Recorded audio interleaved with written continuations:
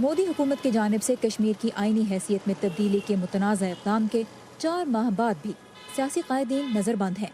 SMS اور internet کی سہولت بحال نہیں ہوئی، جبکہ وادی میں 5 سے زیادہ افراد کے جمع ہونے پر پابندی ہے۔ کوئی اتنا بڑا تیر نہیں مارا ہے کہ انہوں نے جو فون چھوڑے ہیں کشمیر میں، خود ہی انہوں نے بند کیا، انہوں نے خود ہی چھوڑا، فون سے کوئی فرق نہیں پڑے گا۔ سب بیٹھے ہیں بیکار، کوئی کسی کے پاس کوئی دھندا نہیں ہے، کوئی کام نہیں ہے۔ امریکی سیاسی جماعت ڈیموکریٹک پارٹی سے تعلق رکھنے والی بھارتی امریکی کانگریس وومن پرمیلا جے پال اور ریپبلکن کانگریس مین اسٹیو واٹکنز نے حال ہی میں کانگریس میں قرارداد متعارف کرائی، جس میں بھارتی حکومت پہ زور دیا گیا ہے کہ وہ کشمیر میں رابطوں کا نظام بحال کرے۔ قرارداد میں کہا گیا ہے کہ بھارت کے زیر انتظام کشمیر کو اگرچہ سرحد پار سے سیکیورٹی خطرات درپیش ہیں، تاہم بھارتی حکومت کو نظر بند افراد اور مظاہرین کے خلاف طاقت کے استعمال سے گریز کرنا چاہیے۔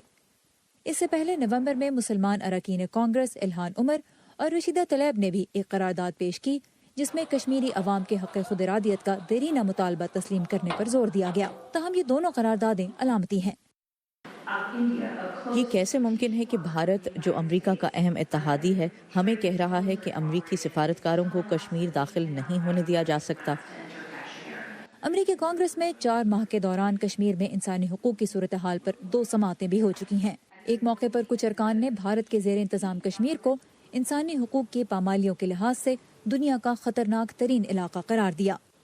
جنوبی ایشیا کے لیے امریکہ کی اعلیٰ سفارتکار ایلس ویلز نے اراکین کانگریس کے سامنے تسلیم کیا کہ کشمیریوں کے حق احتجاج کی راہ میں رکاوٹیں کھڑی ہیں، تاہم ان کا موقف تھا کہ امریکہ کو کشمیر کی آئینی حیثیت کے معاملے میں بھارت کے جمہوری اداروں کے فیصلوں کا احترام کرنا ہوگا۔